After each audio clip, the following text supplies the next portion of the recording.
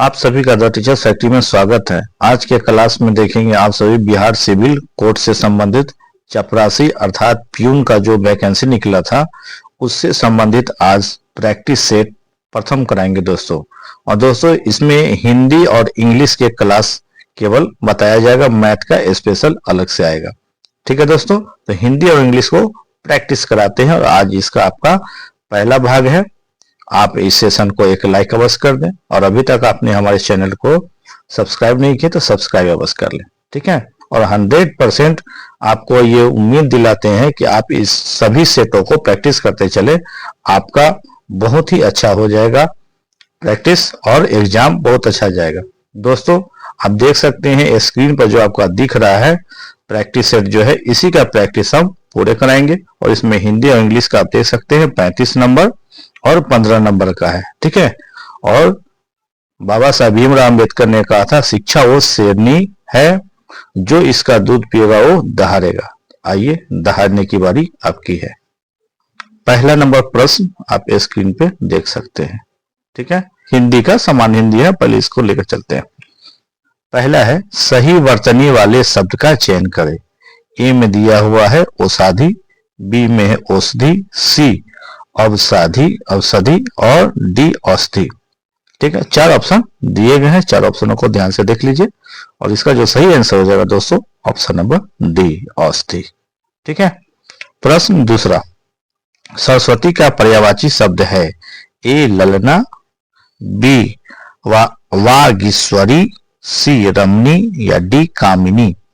और इसका आंसर हो जाएगा ऑप्शन नंबर बी यानी वागीश्वरी।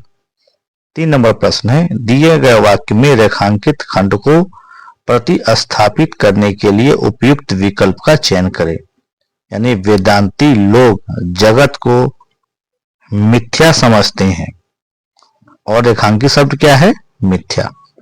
ठीक है, अब इसका जो है ए में ऑप्शन दिया हुआ है अस्थिर, बी सत्य, सी भंगुर या डी असत्य। और इसका जो सही आंसर हो जाएगा दोस्तों ध्यान से देखिए डी यानी असत्य।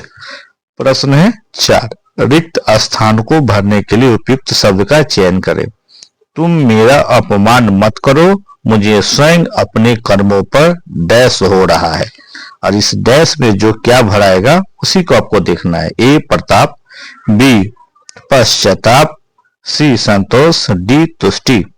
और इसका आंसर हो जाएगा ऑप्शन नंबर बी पश्चाताप। ठीक है, 5 नंबर प्रश्न, इसको ध्यान से देखिए, ध्यान से देखते चले, सभी प्रश्न काफी महत्वपूर्ण है। और 5 नंबर प्रश्न को देखिए, अनुचित बात के लिए आग्रह के लिए शब्द है, यानी आपको शब्द देना है। ए दुर्जन, बी कठोर, सी दुराग्रह, डी आग्रह। और 5 का जो आंसर होगा ऑप्शन नंबर सी यानी दुराग्रह। प्रश्न है 6, जहर का घूंट पीना मुहावरे का सही अर्थ है। ए गुस्सा मन में दबा लेना, बी जोखिम में डाल देना, सी खतरा उठाना, डी शर्मिंदा होना। और 6 का आंसर हो जाएगा ऑप्शन नंबर ए यानी गुस्सा मन में दबा लेना। 7 नंबर, टका सा जवाब देना मुहावरे का सही अर्थ है। ए अति क्रुद्ध होना, बी संकट में पड़ना, सी बुरा भला करना, डी साफ इनकार करना।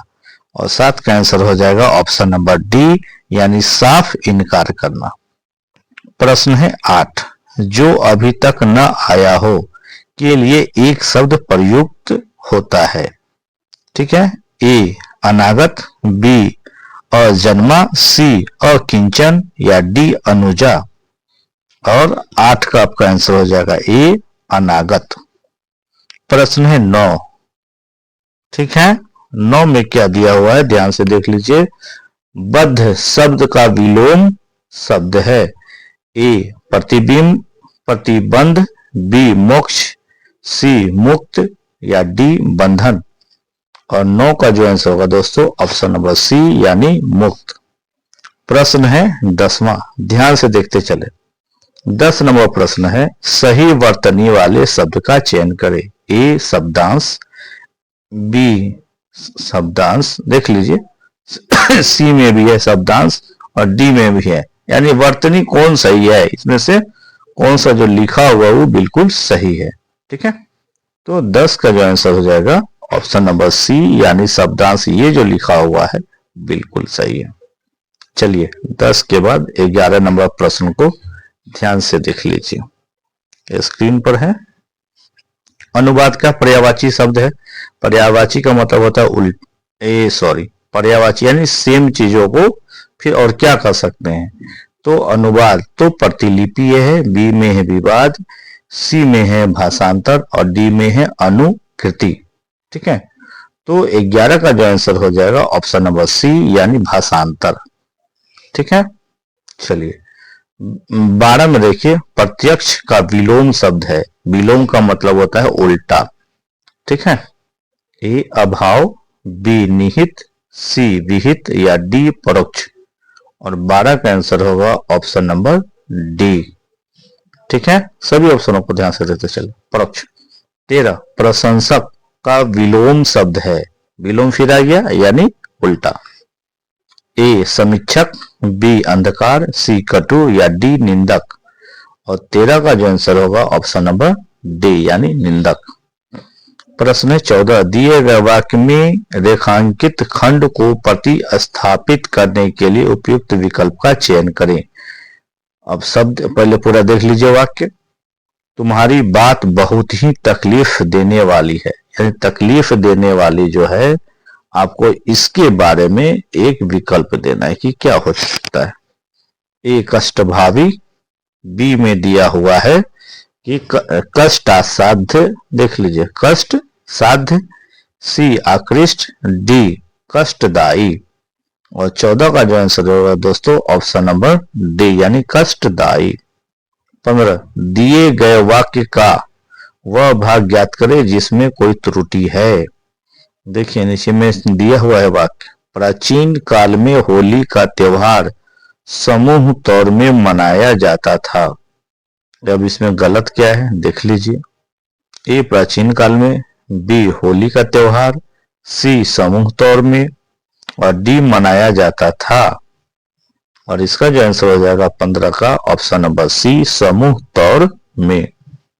चलिए प्रश्न है 16वां, ध्यान से देखेंगे।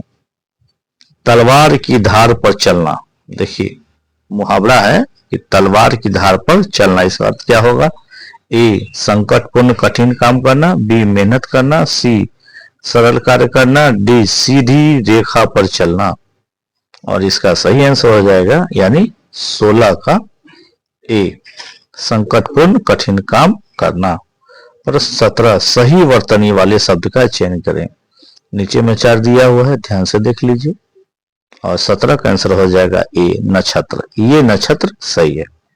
18 जिसका परिमाण न जाना जा सके के लिए एक शब्द प्रयुक्त होता है, यानी अनेक शब्दों के लिए एक शब्द। तो इसमें ए है अपरिमेय, बी अपरिणाम, सी अपरिमाण या डी अपरिहार्य। और 18 का आंसर हो जाएगा ऑप्शन नंबर ए अपरिमेय। आगे लिखा हुआ है, निर्देश पहले दे दिया है कि 19 से 23 तक के जो प्रश्न है निम्नलिखित गद्यांश के रिक्त स्थानों की पूर्ति गद्यांश के नीचे दिए गए प्रश्नों के अनुसार कीजिए। आपको इस तरह के गद्यांश दोस्तों दे दिया जाएगा और जो बोला जाएगा जो खाली स्थान है उसमें आपको भरना है। गद्यांश को पहले पढ़ते हैं। कई दिन वहां रहने पर मुझे इस साध्वी की डैश यानी 1 नंबर के बारे में बहुत कुछ मालूम हो गया। प्रातः काल उसके आश्रम में निरंतर आती हुई तुलसीदास के भजनों की स्वर लहरी मेरी सोई हुई आत्मा को। अब देखिए आगे और क्या दिया है, ध्यान से पूरे को देखते चलिए। डैश कर देती थी, कितने दिनों में मैं रेल व भाग, देखिए भागम भाग से डैश वातावरण में आने की बात सोच रहा था। इस युग में भविष्य के प्रति डैश हमें जल्दी निर्णय लेने से रोकती रहती है। फिर भी भीड़ से दूर निकलने की बलवती डैश किसके मन में रह रहकर नहीं जग उठती है। गद्यांश ये दे दिया गया। और 19 का देख लीजिए, प्रश्न दे दिया कि गद्यांश में सांकेतिक रिक्त स्थान यानी एक के लिए उपयुक्त शब्द क्या होगा। तो 19 का जो आंसर हो जाएगा दोस्तों ऑप्शन नंबर बी यानी दिनचर्या। फिर है 20, गद्यांश में संकेतित रिक्त स्थान दो के लिए उपयुक्त शब्द, यानी यहां पर जो है यहां पर क्या होना चाहिए, तो इसके लिए आपका आंसर हो जाएगा ऑप्शन नंबर ए यानी जागृत।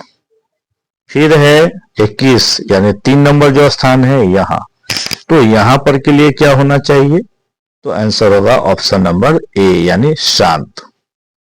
क्या हो जाएगा, शांत वातावरण। फिर आइए 4 नंबर जो है यानी कि यहां पर आपको क्या भरना चाहिए था। ठीक है, इसको जरा सा हम ऊपर कर दें, आप ध्यान से ऐसे देख सकें। चलिए, तो 22 का जो आंसर हो जाएगा, जो रिक्त स्थान है तो उसके जगह पर यानी 4 नंबर के स्थान पर हो जाएगा 22 का ए यानी आशंका। और 23 में देखिए जो 5 नंबर स्थान था वहां पर क्या हो जाएगा, इसको भी ध्यान से देख लीजिए, यानी डी हो जाएगा, इच्छा। अब है 24 नंबर, आयुष्मान का पर्यायवाची शब्द, यानी आयुष्मान को और क्या कह सकते हैं। समानार्थी शब्द भी कह सकते हैं। ए चिरायु, बी मान्यवर, सी प्रसन्नता, डी हर्ष। और 24 का आंसर हो जाएगा दोस्तों ऑप्शन नंबर ए यानी चिरायु। ठीक है, क्या होगा ऑप्शन नंबर ए, क्या हो जाएगा, चिरायु। चलिए, और प्रश्न नंबर हम आगे देखते हैं दोस्तों। हाथ मिलते रह जाना मुहावरे का सही अर्थ है। ए हाथों को गर्म करना, बी पछताना, सी बेकार का काम करना, डी मालिश करना। और 25 का आंसर हो जाएगा ऑप्शन नंबर बी यानी पछताना। अतिवृष्टि का विलोम शब्द है यानी उल्टा शब्द। ए अन्य वृष्टि, बी अनावृष्टि, सी प्रतिवृष्टि या डी वृष्टि। और 26 का आंसर होगा ऑप्शन नंबर बी अनावृष्टि। सबको याद करते चलिए आप। 27 व्यर्थ खर्च करने वाला के लिए एक शब्द प्रयुक्त होता है। ए व्यापारी, बी मित्य व्ययी, सी खर्चीला या डी अपव्ययी। 27 का आंसर होगा दोस्तों ऑप्शन नंबर डी यानी अपव्ययी। ठीक है, प्रश्न 27 के बाद हम लोग 28 की ओर चलते हैं। ठीक है, ये पूरे 27 प्रश्न रहे। आप कमेंट करके अवश्य बताएं कि यह सेशन आपको कैसा लग रहा है। चलिए 28 नंबर प्रश्न को देखिए।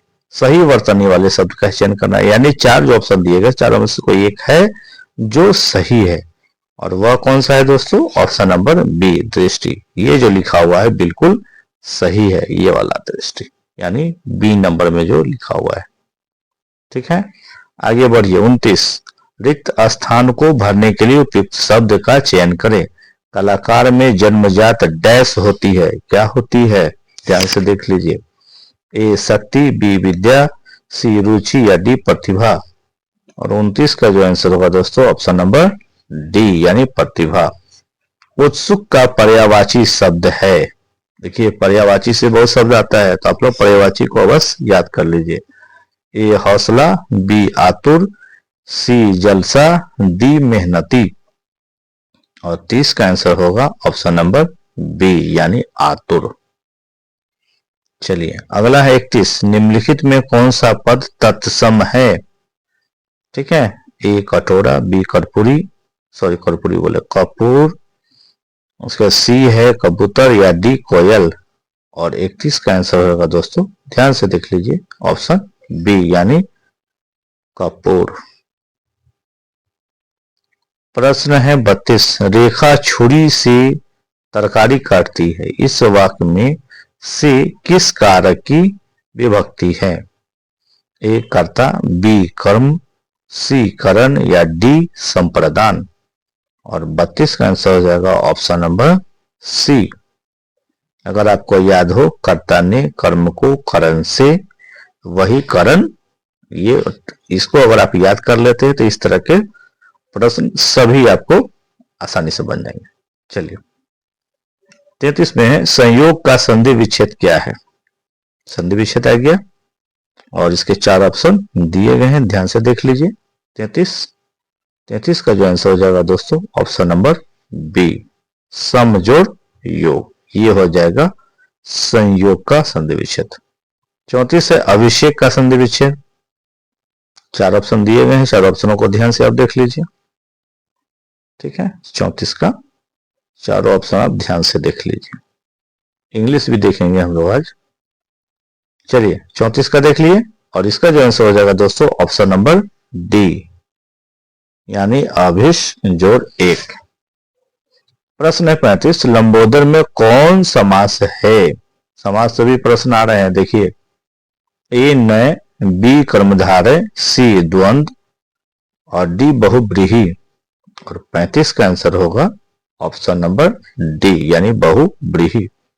अब चलते हैं इंग्लिश के क्लास को देखते हैं। इंग्लिश में भी कुछ प्रश्न आते हैं 15, उसे भी तेजी से देखते चलिए। Select the meaning of the given items. Bite off more than one can chew. और इसके 4 ऑप्शन आपको दिए गए हैं 36 में, और इसका जो आंसर हो जाएगा option number B, to take more than one can deal with. 37, select the synonym of the given word, यानी कॉम्पोजिशन। देख लीजिए, कॉम्पेशन। ठीक है, और 37 में दिया हुआ है और इसके 4 ऑप्शन दिए गए हैं 37 में, ध्यान से देख लीजिए। आंसर हो जाएगा ए, यानी पीटी। 38, select the antonym. देखिए सैनोनिम भी आएगा और एंटोनिम भी आएगा ऑफ द गिवन वर्ड, यानी एगोनी। और इसका क्या हो जाएगा 38 को ध्यान से देख लीजिए, ऑप्शन हो जाएगा डी। क्या लिखा हुआ है? प्लीजर। प्रश्न है 39, इसे ध्यान से देखिए। Select the word which means the same as the group of words given intentionally starting a fire to damage something। और इसका ऑप्शन 4 दिए गए हैं 39 में, और इसका आंसर हो जाएगा ऑप्शन नंबर डी, यानी आर्सन। चलिए 39 के बाद सीधे बढ़ते हैं 40 की ओर। ज्यादा प्रश्न नहीं है, बस 50 है। प्रश्न, select the most appropriate word to fill in the blank. The authorities had dash into this incident। 4 option दिए गए हैं, ऑप्शनों को ध्यान से देख लीजिए। आंसर हो जाएगा सी, यानी प्रोबेड। प्रश्न 41, select the wrongly spelled word. गलत कौन सा वर्ड है, अच्छा से देख लीजिए 41 में, और इसका आंसर हो जाएगा ऑप्शन नंबर बी, यानी जजमेंट। ठीक है, ये स्पेलिंग इसमें गलत है, देख लीजिए, रॉन्गली स्पेल्ड है। 42 में देखिए, select the antonym of the given word, यानी एग्रीमेंट। और 42 का जो आंसर हो जाएगा डी, डिस्कॉर्ड। 43 में select the wrongly spelled word, फिर आ गया। और 43 का जो आंसर हो जाएगा ऑप्शन नंबर डी, यानी इरेसिस्टेबल। चलिए 44 नंबर देख लीजिए, select the synonym of the given word, यानी एंटो और साइनो, ये 2 चीज आपको अच्छे से याद करना होगा इंग्लिश को फतह करने के लिए। चलिए सेट फिलहाल करते चलिए, और इसका जो है लिखा हुआ है ग्रेटिफिकेशन, और इसका हो जाएगा 44 का आंसर बी, सेटिस्फैक्शन। प्रश्न 45, select the meaning of the given item under the gun. इसका मतलब क्या हो जाएगा? तो 45 में जो दिया हुआ है इसका आंसर हो जाएगा C, to be under pressure. Under the gun का मतलब है टू बी अंडर प्रेशर। प्रश्न है 46 को भी देखिए, select the antonyms of the given word, यानी एबंडेंट। इसका मीनिंग क्या होगा, ध्यान से देख लीजिए। और 46 का जो आंसर हो जाएगा option number B,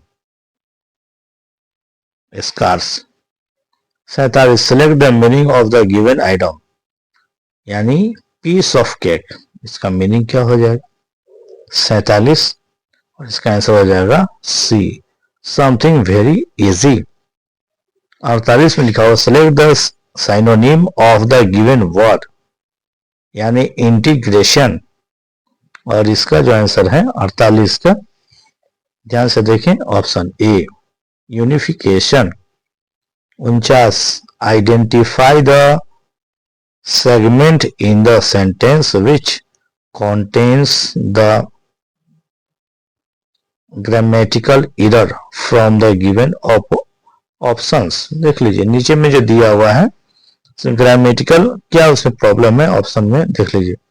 most of the fresh water lake in India are in the Himalayan region. और 49 का आंसर हो जाएगा दोस्तों बी, फ्रेश वाटर लेक। प्रश्न 50, select the word which means the same as the group of words given. तो क्या है, A देख लीजिए अच्छा से, सेंटिमेंटल, लॉन्गिंग और wistful affections for a period in the past. और 50 का जो आंसर हो जाएगा दोस्तों ऑप्शन नंबर ए, यानी नॉस्टैल्जिया।